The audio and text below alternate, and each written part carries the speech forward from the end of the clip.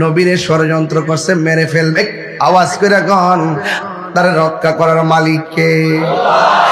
এরপর আল্লাহ ডাক দিয়ে কই, বন্ধু ওরা ষড়যন্ত্রের ফা দেখেছে, আপনাকে মেরে ফেলবে। ওরা আপনাকে আঘাত করার জন্য চতুর্দিকে লেগে গেছে। বন্ধু, এই দেশে আর আপনি থাকতে পারবেন না গো, আপনি এখান থেকে চলে যান। আপনারা জবান খুলে কোন নবীরে ঘোষণা করেছে কি? আল্লাহ ডাক দিয়ে, ও বন্ধু আপনি চলে যান। এবার আমার নবী সিদ্দিকে আকবরকে ভালোবাসার মানুষটারে ডাক দিয়ে কয়, আবু বকর রে, আবু বকর রে, ও আবু বকর, আমার মনে হয় আর মদিনায় থাকা হবে না, আমি মক্কায় থাকা হবে না, আমাকে মদিনায় চলে যেতে হবে। সিদ্দিকে আকবর কয়, নবী গো, 3 দিন যদি না খাই আমার ক্ষুধা লেগে যায়, 7 দিন যদি না খাই ক্ষুধা লেগে যায়। আপনি নবী যখন আমার চোখের সামনে পড়েন, আমি আবু বকরের 3 দিনের ক্ষুধা সেকেন্ডে দূর হয়ে যায়। জোরে জোরে কি সুবহানাল্লাহ বলা যাবে না? ডাক দিয়া বলে, নবী গো, আপনি যদি চলে যান, কার চেহারা দেখে আমার ক্ষুধার জ্বালা নিবাবো? কার চেহারা মোবারক দেখে আমার মনের জ্বালা নিবাবো? মনের আগুন নিবাইব কে? আমি কেমনে আপনি নবীরে ছাড়া থাকবো? মাধবপুরে অনেক মানুষ আছে, মদিনা যাইতে মনে চায়, পাসপোর্ট করার টাকা নাই। মদিনা যাইতে মনে চায়, ভিসা নাই। মদিনা যাইতে মনে চায়, বিমান ভাড়া নাই। কিন্তু তার সারা জীবন স্বপ্নটা রয়ে গেল, স্বপ্ন রয়ে গেল। কিন্তু চিন্তা করবেন না, আপনার টাকা না থাকতে পারে, হালুয়া পাড়াই যদি আপনি নামাজের মধ্যে দাঁড়িয়ে যান, রাতের বেলা যদি দুরুদের মালা গলার মধ্যে পইরা, হালালকে হালাল যান না, হারামকে হারাম যান না, জীবনটা যদি নবীর মহব্বতে চালাইতে পারেন, ওয়াল্লাহে তাল্লাহে বিল্লাহ, যার কেউ নাই তার কে আছি। বন্ধু, এবার আমার নবীকে ডাক দিয়া কয়, নবী গো, আমি থাকবো কেমনে? এবার আমার নবী, আপনার নবী রহমাতুল লিল আলামিন ডাক দিয়ে কয়, আবু বকর চিন্তা করো না, আমি নবী যেই দিন মক্কা ছেড়ে যাব, আমি তোমাকে নিয়ে যাব। সিদ্দিক আকবর বড় খুশি হয়ে গেলেন, নবীর সঙ্গে সফরের সঙ্গী হওয়া যাবে। এই জন্য বাড়িতে গিয়ে সানন্দে আনন্দে দিন গণতেছে, রাত গণতেছে। এই দিক দিয়ে আমার নবী একদিন মৌলা আলী রাদিয়াল্লাহু তাআলা আনহুকে ডাক দিয়ে বলেন, আমি একবার বলেছি আহলে বায়ত আর সাহাবা, আমি ওয়াজটা মিলাইয়া দিয়ে যাইতেছি। ডাক দিয়ে বলে, আলী রে, ও আলী, আমি মদিনায় চলে যাব, তোমার একটা দায়িত্ব দিয়া যায়। কয় কি? কয় তুমি আমার ঘরের মধ্যে থাকবা, আমি চলে যাইতেছি, কিন্তু একটা কথা বইলা যায়, তোমার সঙ্গে আমার দেখা হবে সোনার মদিনা। জোরে জোরে কি সুবহানাল্লাহ বলা যাবে না? এবার আলী এমন ভাবে গায়ের মধ্যে চাদরটা এমন ভাবে দিয়া মুখটারে ডাইকা মৌলা আলী ইচ্ছে মতো ঘরের মধ্যে ঘুমাইতেছে, আর নবী বের হয়ে চলে গেছে। ওই দিক দিয়া কাফের ঘরে ঢুকছে, তলোয়ারের মাথা দিয়া মাথার কাপড়টা সরাইয়া দেখতেছে আলী রাদিয়াল্লাহু তাআলা আনহু শুইয়া রইছে। এবার কাফেররা কয়, মুহাম্মদ গেল কই সাল্লাল্লাহু আলাইহি ওয়াসাল্লাম গেল কই? এবার মৌলা আলী ডাক দিয়ে কয়, আমার নবী ঘরের দরজা দিয়ে বের হয়ে গেছে। এবার এখন কাফেররা নবীরে খোঁজার জন্য বের হয়ে গেল। এখন আমার প্রশ্ন, মৌলা আলী রাদিয়াল্লাহু তাআলা আনহু নবীর ঘরের ভিতরে মুখটা না ডাইকা তো ঘুমাইতে পারতো, মুখটা ডাইকা কেন ঘুমাইলো? এবার যদি মৌলা আলী রে হালুয়া পাড়া থেকে প্রশ্ন করি, আলী গো, আপনাকে নবী ঘরের মধ্যে শোয়া দিয়ে গেল, কিন্তু আপনি চেহারাটা ঢাইকা কেন ঘুমাইছেন? ওরা যদি আপনারে নবী মনে কইরা মাইরা ফেলাইতো। আল্লাহু আকবার বলে ডাক দিয়া বলে, ও পৃথিবীর মানুষ, আরে না না, তোমরা বলতেছো ওরা যদি আমার নবী মনে কইরা মাইরা ফেলাইতো, তোমরা তো জানো না আমার নবী যাওয়ার সময় আমারে বলে গেছে আমার সঙ্গে দেখা হবে সোনার মদিনায়। আমি আলীর বিশ্বাস হলো নবীর সঙ্গে সোনার মদিনা দেখা হওয়ার আগে আমারে কেউ মারতে পারবে না। 3 বার কোন ইয়া রাসূলুল্লাহ,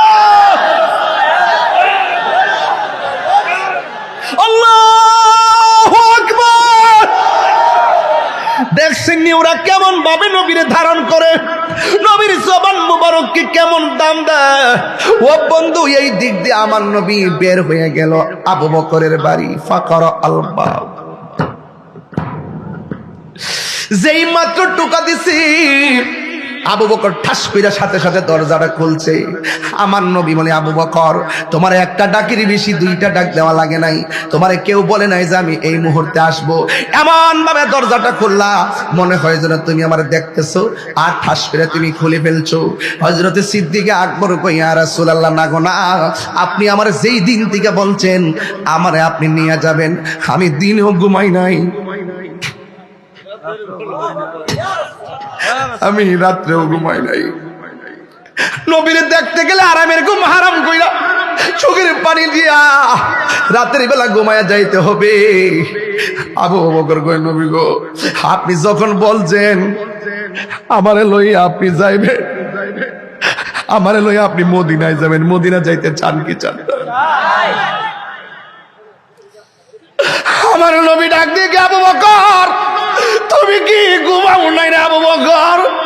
আবু বকর কই, ইয়া রাসূলুল্লাহ, নবী গো, যেই দিন থেকে আমারে বলছেন আমারে লইয়া যাইবেন, একটা ডাকের বেশি দুইটা ডাক দিলে আপনি কষ্ট পাবেন, এই জন্য ওই দিন থেকে আমি আবু বকর দিনে এবং রাত্রে আপনার ডাকের অপেক্ষা করছি, একটা সেকেন্ডের জন্য বিছানার মধ্যে পিঠ লাগাই না। আল্লাহু আকবার বলা যাবে না। আমার নবী বলে, আবু বকর চলো রে আবু বকর, রাত্রটা বেশি হইয়া গেছে, তাহাজ্জুদের নামাজের টাইম হইয়া গেছে রে, একটা কথা বইলা দিয়া যায়, নবী নবী কইরা কান্দো। এবার আমার নবী সিদ্দিক আকবরকে সাথে লইয়া তিনি রওনা হইয়া গেছে। যাইতে যাইতে যাইতে যাইতে সামনে গেল। সিদ্দিক আকবর ডাক দিয়ে কই, নবী গো, এতক্ষণ আপনি আমার সামনে ছিলেন, আমি আপনার পিছনে ছিলাম, এখন আমি আপনার সামনে থাকবো।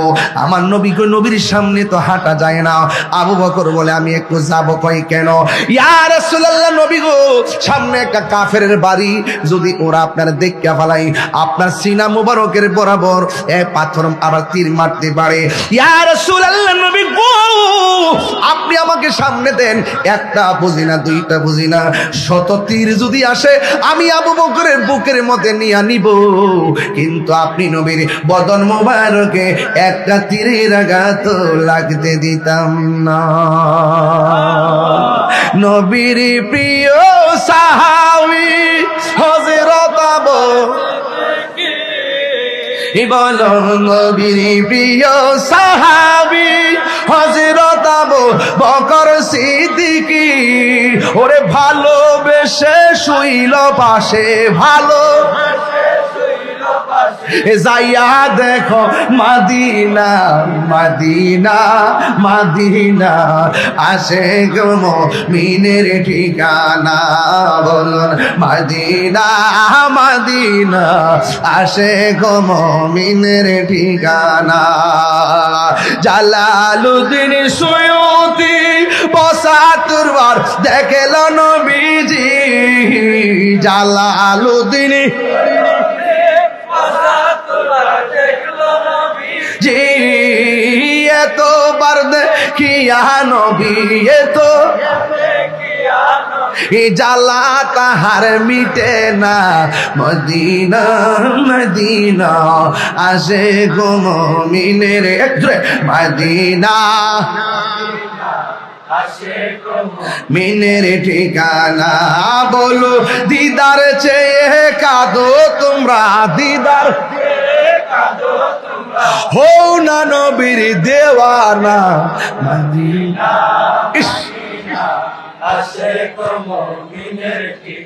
না, বললে মদিনা মদিনা, আসে গো মুমিনের ঠিকানা। জোরে কোন ঠিক কিনা? হাই রে, ঘটনা তো সবাই জানে, এরপরে ঘটনা তুলছি কিশোর বয়সের পোলা পান্টির জন্যে। এদেরকেও তো ইতিহাস জানাইতে হবে। এবার আবু বকরকে লইয়া আমার নবী যখন রওনা হইয়া গেল, একটা গুহার ভিতরে যাইয়া ঢুকছে রে। ওই মুহূর্তে কাফেররা গুহার বরাবর আসতেছে। সিদ্দিক আকবর বলেন, ইয়া রাসূলুল্লাহ, নবী গো, কাফেররা তো এই দিকে আসতেছে, যদি আমাদেরকে খুঁজে পেয়ে যায়। আমার নবী আপনার নবীর প্রিয় সাহাবীর কথা শুই না। আমার নবী বলে, ও আবু বকর, লা তাহজান, ইন্নাল্লাহা মা'ানা। এ আবু বকর, চিন্তা করো না, আমাদের সঙ্গে আমার আল্লাহ রয়েছে। কাফেররা গুহার মুখের সামনে আইসা কয়, এটার ভিতরে নবী আছে। একটা কই দরুবেটা নবী কেমনে থাকবো, মুখের মধ্যে তো মাকড়সার জাল পাতানো, এটার ভিতরে নবী থাকতে পারে না। ওরা চলে গেছে। সিদ্দিক আকবর বলেন, আমার নবীকে নিয়ে যেই গুহার ভিতরে আমি ঢুকলাম, ডুইকা দেখলাম ওই গুহার চতুর্পাশে গর্ত দেখা যায়। গর্তগুলো আমার কাপড় দিয়া বন্ধ করে দিলাম। একটা কাপড় আলাদা রয়ে গেছে, একটা কাপড় আলাদা রয়ে, একটা গর্ত আলাদা রয়ে গেছে। ওই গর্তটার আমি পা দিয়া বন্ধ করেছি। ওই সাপটা আমার পায়ের মধ্যে দংশন করেছে। আল্লাহর হাবিব বলে, আবু বকর, তোমার চেহারাটা মলিন কেন? আবু বকর কয়, নবী গো, নবী গো, নবী গো, আপনি যখন আমার উরু মুবারকে মাথা নিয়ে, উরুর মধ্যে মাথা মুবারক নিয়ে শুইলেন, কিন্তু আমি একটা ছিদ্র পা দিয়ে বন্ধ করছিলাম।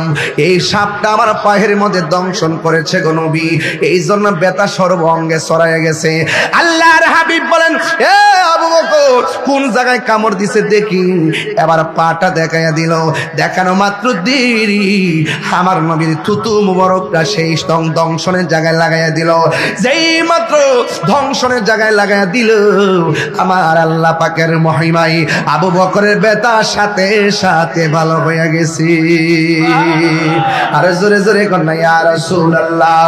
বন্ধুরা রে আমার, ও মাধবপুরের বাবা, ও আমার হালুয়া পাড়ার বাবা, এবার আমার নবী আপনার নবী রহমাতুল লিল আলামিন যখন দুইজন গুহার ভিতরে, সিদ্দিক আকবর বলেন, গুহার সামনে দিয়া ছিদ্র, ডানে মাটি, বামে মাটি, পিছনেও পাথর, কিন্তু কোনো দিকে রাস্তা নাই, একদিকে ছাড়া। কিন্তু আমার আল্লাহর হাবিব কি এত মায়া করছে, আমি দেখলাম সামনে দিয়া গুহার মুখটা যেই দিক দিয়ে আমরা ঢুকলাম, ঢোকার পরে দেখলাম ডানে কোনো দরজা জানালা নাই, বামে কোনো দরজা জানালা নাই, পিছন দিক দিয়ে কোনো দরজা জানালা নাই। আল্লাহর কসম করে বলি, আমি তাকায়া দেখলাম আমার আল্লাহ তার হাবিবের জন্য পাহাড়ের পিছন দিক দিয়ে একটা গায়েবী রাস্তা বানায়া দিয়ে দিয়েছে। আওয়াজে মানি না, জুরি জুরি বলেন না সুবহানাল্লাহ। রাস্তা বানায় আমার মালিককে, আরো জোরে। নদীর মধ্যে বিনা উপাদান রাস্তা বানায় দেয় কে? আয় হায় রে, মক্কার মানুষ তার নবীরে বের করে দিল, আর মদিনার মানুষেরা নবীকে রিসিভ করার জন্য বেকুল হয়ে গেল। রতনে রতন সিনে, ভ্রমণ সিনে মধু, এই জন্য যে যারে চিনে রে বাবা, এই মুহূর্তে আমার নবী আপনার নবী রহমাতুল লিল আলামিন কি বলে জানেননি?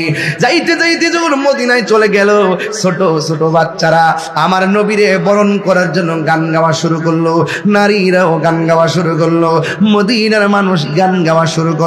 তলা আল বাদরু আলাইনা মিন সানিয়াতিল বিদা ওয়াজাবা শুকরু আলাইনা মাদা আলিল্লাহি দা, এমন ভাবে তারা গান গাওয়া শুরু করলো।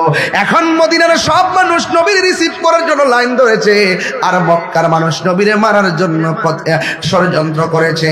আপনারা জবান খুলে বলুন, রক্ষা করার মালিককে। এই জন্য নবী যখন মদিনায় গেল, অনেক লোক আউস খাজরাজ দুই গোত্রের মধ্যে অনেক ঘটনা আছে, বললাম না রে বাবা। এরপরে আমার নবীরে নেওয়ার জন্য অনেকে দরখাস্ত করেছে। শেষ পর্যন্ত আমার নবী বলেন, আমি কার ঘরে যাব, কিন্তু আমার যে উটটা আছে, উটটা যার ঘরে যাবে আমি নবী তার ঘরে যাব।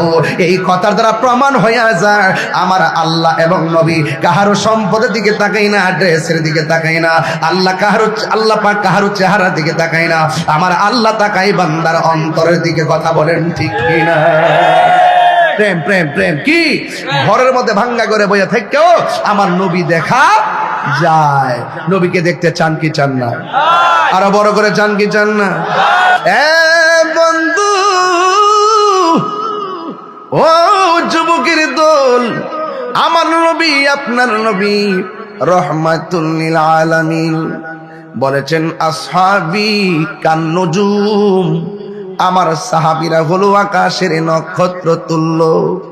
আর আমার নবী ওই দিক দিয়ে বলতেছেন, আমার আহলে বায়ত হলো নূহ নবীর কিস্তির মতো। সুবহানাল্লাহ করেন, ওয়াজ বুঝেন না আপনারা, ওই করেন না, জোরে করে সুবহানাল্লাহ করেন। নূহ নবীর কিস্তির মতো। সুবহানাল্লাহ। একটা গজল আছে না, আমার আশিকি ভাই যে গাইতো, ফানিতে ডুবাইয়া মাওলা কিয়ামত দেখাইলি, জোর তুফানে নূহ নবীর কিস্তি কেন বাসাইলি, মাওলা তুই রে তুই, মাওলা আমার যুবক ভাইয়েরা শুনেন বাবার, এই কথাটাই বলতে চাইছিলাম। আমার নবী আপনার নবী বলেন, আমার আহলে বায়ত হলো নূহ নবীর কিস্তির মতন। সুবহানাল্লাহ কথা কেন? হ্যাঁ বন্ধু, নূহ নবীর কিস্তির সঙ্গে কেন আমার নবী তার আহলে বায়তকে তুলনা করলেন? যখন আল্লাহ যখন নূহ নবীর দুনিয়ার মধ্যে পাঠাইছেন, নূহ নবী হকের দাওয়াত দেয়, উম্মতে মানে না, শুধু গালাগালি করে। মুসলিম কয়েকজন সারা নূহ নবীর কথায় কেউ ঈমান আনে নাই। বন্ধু, শেষ পর্যন্ত নূহ নবী আল্লাহরে ডাক দিয়া কই, আল্লাহ এরা আমারে মানে না, আমারে গালি দেয়, আমারে মারে, তুমি এদেরকে ধ্বংস করে দাও। এটার নামই হলো নূহ নাজিউল্লাহ। আর আমার নবী কেমন জাননি, পাথর মারতে মারতে আমার নবীরে একদম শেষ করে ফেলাইছে। এরপরও আমার নবী আল্লাহরে কয় না, আল্লাহ শেষ করে দাও। কেন কয় না? কারণ আমার নবী হলো রহমাতাল লিল আলামিন। ঠিক কিনা? এই জন্য আমার যুবক নূহ নবী আল্লাহরে ডাক দিয়া কে, আল্লাহ গো, আল্লাহ গো তুমি এদেরকে ধ্বংস করে দাও। আল্লাহ বলে, নূহ নবী রে, সুন্দর করে একটা নৌকা বানাও। নৌকা, জোরে কন্যা আল্লাহু আকবার। কি বানাও? জোর সুন্দর করে একটা নৌকা বানাও। ওয়াজ যে করতেছি নৌকা দিয়ে আবার নি মামলা করে দেয়, এটাও তো একটা ডর আছে, বাজি কাইটা নিয়ে ছেড়ে দিতে পারে। হ্যাঁ বন্ধু, এই জন্য পুরা ওয়াজটা ইউটিউবে ছাড়বেন, কাইটা নিয়ে ছাড়লেও যেন মামলা করলে তুইলা ধরতাম পারি। কথা কোন ঠিক না বেড়ে? এই জন্য আমার যুবক ভাইরা, এবার আমার আল্লাহ ডাক দিয়ে, ও নূহ নবী, সুন্দর করে একটা নৌকা বানাও। নৌকা বানাইয়া জোড়া জোড়া নৌকার মধ্যে তুলো। সবাই নৌকার মধ্যে উঠলো, একজনে ওঠে নাই। যারা একজন হলো এমন একজন ব্যক্তি, যে এই লোকটা হযরতে নূহ নবীর সন্তান, যার নাম হলো কেনান। কেনান রে নূহ নবী কইছে, বাপরে তুই আমার পোলা, তুই একটু নৌকা তুইটা জায়গা। কয় না না, আমি নৌকায় উঠবো না। দেখবেন কিছু কিছু পোলা পান বাপের কথা মানে না, আরো উপরে উপরে সর্দারিদের ধমক মারে। কথা বলেন ঠিক কিনা? সঙ্গ গুণে লোহা ও জলে বাসে। এবার নূহ নবী সন্তানদের তুলতে পারে নাই। এই সন্তানটা নদীর মধ্যে ডুবে মারা গেছে। যারা নূহ নবীর মানে নাই, প্লাবনটা পুরা কিয়ামতের মতো হয়েছে, সব নেস্তানাবুদ হয়ে গেছে। এই নৌকাটা নদীর উপরে ভাসতে ভাসতে একটা পাহাড়ের মধ্যে লাগছে। ওই পাহাড়ের নাম হলো জুদি নামক পাহাড়। ওই পাহাড়ের মধ্যে নৌকাটা গিয়ে লাগছে। ও বন্ধু, এত বড় ঢেউ, এত বড় তুফান, এই তুফানের ভিতরে নৌকাটা বাসায় রাখছে কে? আল্লাহ। আরো জোরে কন্যা, বাসায় রাখছে কে? এবার আমার নবী বলেন, আমার আহলে বায়ত হলো নূহ নবীর কিস্তির মতন। নূহ নবীর মাইনা যেমন করে নৌকার মধ্যে ওঠার কারণে তারা বেঁচে গেছে, আমার উম্মতের মধ্যে যাদের অন্তরে আমার নবীর, আমার আহলে বায়তের মহব্বত থাকবে, এরা ওই সমস্ত ডাব্লিউ যারা আছে, ডাব্লিউ আসেনি রে বাজি, না মার্কাটা কি? আর জোরে কেন মার্কাটা কি? ডাব্লিউ যারা আছে, এরা আপনার টাকা দিয়ে ঈমান কেনার জন্য চেষ্টা করবে, পয়সা দিয়ে ঈমান কেনার জন্য ট্রাই করবে, আপনাকে ডলার দিয়ে ঈমান কেনার জন্য ট্রাই করবে। দেখবেন কিছু কিছু দাড়িওয়ালা ডলার খাইয়া কালার ফাল্টাই, আবার কিছু কিছু টুপিওয়ালা দেখবেন বান্ডেল ফাইলে দুয়ার ভাষা পাল্টাইয়া ফালায়। কিছু কিছু ইসলাম দাড়ি লোকগুলা সারা জীবন লঙ্গির নিচে কফি খাইছে, টাচ টুস বিস্কুট খাইছে, এখন এইসব কইতে গেছে রে উইরাইয়া জুইরা বইয়া কয় আমরা ইসলামী রাষ্ট্র চাই, আবার কিছু কিছু করে কই আমরা এটা চাই না, আমরা কি চাই, কই আমরা এটা চাই এটা চাই। কিন্তু এদের মুখের মধ্যে যেটাই আছে না কেন, অন্তরের মধ্যে আরেকটা। দেখবেন এতদিন মূর্তির সামনেও গেছে না, এখন মূর্তির সামনে দাঁড়ায় প্রসাদ খাই। কথা কোন গভীর মনোযোগ, আর কথা বলা যাবে না, বেশি লম্বা করব না রে বাবা, একটা কথাই বলে দিয়ে যাই। আমার নবী আপনার নবী রাহমাতুল লিল আলামিন বলছেন, আমার আহলে বাইত হলো নূহ নবীর কিস্তির মতন। বন্ধুরে, সাহাবায়ে কেরামের ব্যাপারে আমার নবী বলতেছেন, আসহাবি কান্নুজুম, আমার সাহাবীরা হলো আকাশের নক্ষত্র তুল্য। তাইলে আহলে বাইতকে মহব্বত করতে হবে, আর সাহাবায়ে কেরামদেরকে মহব্বত করতে হবে। সাহাবায়ে কেরামদের মধ্যে একজন সাহাবী, যেই সাহাবী আমার নবীর ডাক দিয়া বলে, যেই সাহাবীটা আমার নবীর ডাক দিয়া বলে, ইয়া রাসূলুল্লাহ, ইয়া হাবিবাল্লাহ, নবী গো, আর কত নীরবে নীরবে আল্লাহর জিকির করব। এবার মন চাইতেছে, মন খুলনা নাইছে নাইছে আল্লাহর জিকির করি, আর আল্লাহর কালিমার দাওয়াত, আর আমাদের কালিমার দাওয়াত ঘরে ঘরে পৌঁছাইয়া দিই। আপনাদের মনে চাই কি চাই না? ঘরে ঘরে মানুষ সুন্নি হোক, আপনারা চান কি চান না? আপনার ছেলেগুলারে কেন ডাব্লিউদের মাদ্রাসায় পড়াবেন? আপনার সন্তানকে সুন্নি মাদ্রাসায় পড়াবেন। সুন্নি মাদ্রাসায় পড়লে জঙ্গিবাদ হয় না, সুন্নি মাদ্রাসায় পড়লে জঙ্গি হয় না, সুন্নি মাদ্রাসায় পড়লে সন্ত্রাসী হয় না, সুন্নি মাদ্রাসায় পড়লে চাঁদাবাজি করে না, সুন্নি মাদ্রাসায় পড়লে খুন খারাপি করে না। কারণ সুন্নি মাদ্রাসায় শুধুমাত্র লেখাপড়া হয় না, লেখাপড়ার পাশাপাশি আদব আর নৈতিকতা শিক্ষা দেওয়া হয়। কথা বলেন ঠিক কিনা? আমার যুবক ভাইয়েরা, ওই সাহাবী একদম আমার দিকে দেখেন, আমি একটা করুণ জায়গায় যাবো, অন্তত দিলটা নরম করে দিবেন, চোখের পানি ফালায় মা বাবার জন্য দোয়া করে একসাথে যাবো ইনশাআল্লাহ। ওই সাহাবী আমার নবীর ডাক দিয়ে কয়, নবী গো, গোপনে গোপনে কত কালিমা পড়ো আর দাওয়াত দিব, এবার মনে চায় আমি প্রকাশ্যে দাওয়াত দেওয়ার জন্য। আমার নবী ডাক দিয়ে কয়, ও সাহাবী, না না না না, এখনো সময় হয় নাই রে। আল্লাহ বলেছেন দুইটা পদ্ধতির মাধ্যমে মানুষকে দ্বীনের এই পথে ডাকার জন্য। উদউ ইলা সাবিলি রাব্বিকা বিল হিকমাতি ওয়াল মাউইযাতিল হাসানা। আল্লাহ বলে মানুষকে দুইটা পদ্ধতিতে দ্বীনের পথে ডাকবা, একটা হলো হিকমত, আরেকটা হলো সুন্দর ব্যবহার। রুক্ষ ব্যবহার দিয়ে মানুষের মন জয় করা যায় না। মানুষের মন যদি জয় করতে হয়, শাসন করার আগে ভালোবাসা দিতে হয়। কথা বলেন ঠিক কিনা? ওই সাহাবী ডাক দিয়ে কই, ইয়া রাসূলুল্লাহ, নবী গো, একবার অনুমতি দেন না গো নবী। আওয়াজ করে বলেন, আমার নবী গায়েবের খবর জানে কি জানে না? আমার নবীর সামনে যেমন দেখে, পিছনে দেখার ক্ষমতা আছে না নাই? আমার নবী উপরে যেমন দেখে, মাটির নিচে দেখার ক্ষমতা আছে না নাই? আল্লাহর হাবিব ডাক দিয়া বলে, গো হে সাহাবী, এখনো সময় হয় না। সাহাবী কই, নবী গো, মন তো মানে না। এরপরে অনেক অনুরোধ করার পরে আল্লাহর হাবিব একটা মিটিং ডাকলেন। মিটিং এর খবরটা কাফেরে যাই না ফালাইছে। কাফেররা হাতের মধ্যে পাত্র লইয়া মিটিং এর চতুর্পাশে দাঁড়াইয়া গেছে। দাঁড়াইয়া দাঁড়াইয়া আমার নবীর দিকে তাকাইয়া রইছে, আর মনে মনে ভাবতেছে, মনে হয় যেন নবী কি করে একটু দেখে লই, কি সিদ্ধান্ত নিয়ে একটু বুঝা লই। আপনারা মনে কইরেন না এখানে সবাই আমাকে ভালোবাসে এসেছে, এখানে অনেক মুনাফিকও আছে। কথা বলেন ঠিক কিনা?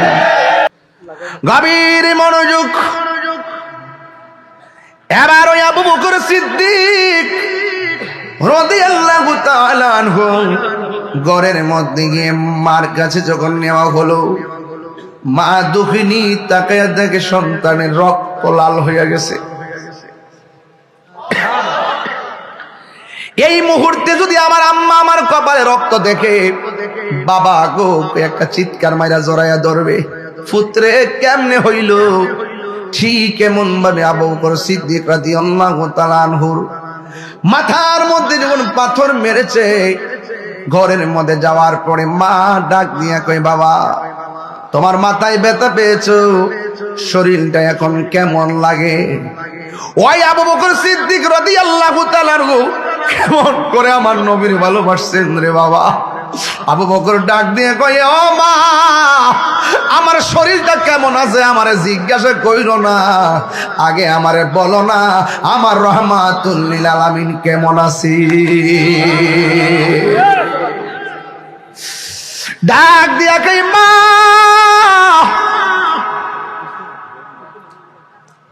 আগে বলো না আমার নবী কেমন আছে। মা ডাক দিয়ে পুত্রে নবীরে তো দৌড়াদৌড়ি করে বাড়িতে নিয়ে গেছে। এবার আবু বকর সিদ্দিকের বুকের ভিতরে একটা জ্বালা তৈরি হয়ে গেছে, জ্বালা। ডাক দিয়ে কই, মা এখন আমি কি করি? মা ডাক দিয়ে কই, আবু বকর একটু খাওয়া দাওয়া করো, একটু খাওয়া দাওয়া করো, একটু খাওয়া দাওয়া করো। আবু বকর সিদ্দিক রাদিয়াল্লাহু তাআলা আনহু বলেন, ও আম্মা গো আমি খাবো না, আমি খাবো না। আমার নবীর চেহারা মুবারক যতক্ষণ পর্যন্ত আমি দেখব না, ততক্ষণ পর্যন্ত আমি খাবারের ভিতরে মুখ লাগাবো না। জুরি জুরি কি আল্লাহু আকবার বলা যাবে না? আল্লাহু আকবার। এবার আবু বকর সিদ্দিক ডাক দিয়ে কই, মা ব্যথার খবর নেওয়ার দরকার নাই, আর আমার খাবারও দেওয়ার দরকার নাই, একটা বার আমার নবীর একটু দেখার জন্য নিয়ে যান। বন্ধু এবার আবু বকর সিদ্দিকের আম্মা জান নিজের শাড়ির কাপড় দিয়া আমার নবীর বাড়ি নিয়ে গেল। যেই মাত্র আমার নবীজিকে সিদ্দিক আকবর দেখলেন, ওই মুহূর্তে ডাক দিয়ে কই, আবু বকর কি খবর? তোমার কপালে বড় ব্যথা পাইছো। ডাক দিয়া বলি, ইয়া রাসূলুল্লাহ আমার ব্যথার খবর জানার দরকার নাই, আগে বলেন না আপনি নবী কেমন আছেন? জুরি জুরি কি সুবহানাল্লাহ বলা যাবে না? এই হলো ঈমানি চেতনা। তাহিরি মরতে হবে, হকের জন্য তাহিরি মরতে হবে, হকের জন্য তাহিরি মাথা ফাটতে হবে, জেল হবে, ফাঁসি হবে, কিন্তু এই ত্যাগের পিছনে অনেক শক্তি আবার সৃষ্টি হয়।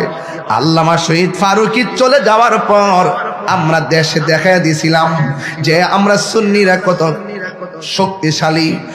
এক ফারুকী লোকান্তরে লক্ষ ফারুকী ঘরে ঘরে, কথা কন ঠিক কিনা? হায় হায় হায়। এই জন্য দিনকে রক্ষা করতে গেলে ঘাম জড়াতে হয়। খানকায় বসে থাকার নামই শুধু ইসলাম না, মাঝে মাঝে তলোয়ার নিয়ে রাজপথে নামার নামও ইসলাম। সুন্নাত নয় শুধু দাওয়াতের মেহমান, সুন্নাত নয় শুধু অবশেষে মধুপান, আরো কিছু সুন্নাহ আছে তুমি জানো কি? জানলেও জীবনে কখনো তা মানো কি? জানলেও জীবনে কখনো তা মানো কি? সুন্নাত নয় শুধু দাওয়াতের মেহমান, সুন্নাত নয় শুধু খাওয়া শেষে মধুপান, আর কিছু সুন্নাহ আছে তুমি জানো কি? জানলেও জীবনে কখনো তা মানো কি? জানলেও জীবনে কখনো তা মানো কি? সুন্নাত নয় শুধু মজলুম সহায়, সুন্নাত হুদের জালিমের সুন্নাত নয় শুধু নির্জনে ধ্যানে যাওয়া, আর সুন্নাত হলো পাথরের আঘাত খাওয়া। ঠিক কিনা?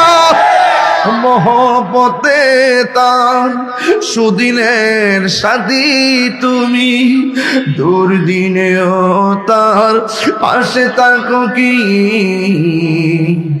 আরো কিছু সুন্নাত আছে তুমি জানো কি? জানলেও জীবনে কখনো থামানো কি? সুন্নাত নয় শুধু। বাবা, অনেকে আমারে বলে আমি গরম হই কেন? এই যে সঙ্গীতে কি বলে শোনেন, সুন্নাত নয় শুধু নমনীয় আলাপন, আর সুন্নাত সুন্নাত প্রয়োজনে হুঙ্কার গর্জন। ঠিক না? আপনারা এত সুন্দর শান বলতেছি, হাতটা তুলতে মজা লাগে না? একবার হাত তুলে এমন ভাবে তুলবেন আর মনে মনে খেয়াল করবেন ডাব্লিউ দের সাফার মধ্যে মারতেছেন। বহুত নরম ওয়াজ করছি, দেখছি নরম ওয়াজ করতে করতে দেয়ালের মধ্যে না পিঠটা ঠেকাইলেছে। ও মা গো, দেয়ালের মধ্যে পিঠ ঠেকাই সর যা, আমাদের হাতকে তলোয়ার বানাইয়ে দিলাম। আমার কাছে নরম কথা পাইতেন না, দেখছেন না? সারা দুনিয়ায় উলট ফালট তাই হুজরে হেরার উলট ফালট করে দিয়েছে। আমার ঘটনাটা কি? তা ঘটনাটা কিছু না, ঘটনাটা হইল যে ডাব্লিউদেরকে সাইজ করতেছি। মাঝে মাঝে হুঙ্কার দেওয়া লাগে, কথা কোন ঠিক কিনা? সুন্নাত নয় শুধু নমনীয় আলাপন, সুন্নাত প্রয়োজনে হুঙ্কার গর্জন। ঠিক?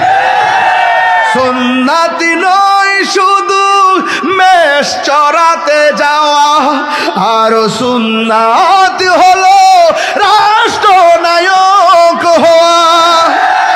মহব্বতে তার খালিদ উমর আলী, আবু বকরের ওয়াজমিল চিনি, আবু বকরের কথা মনে আছে কি?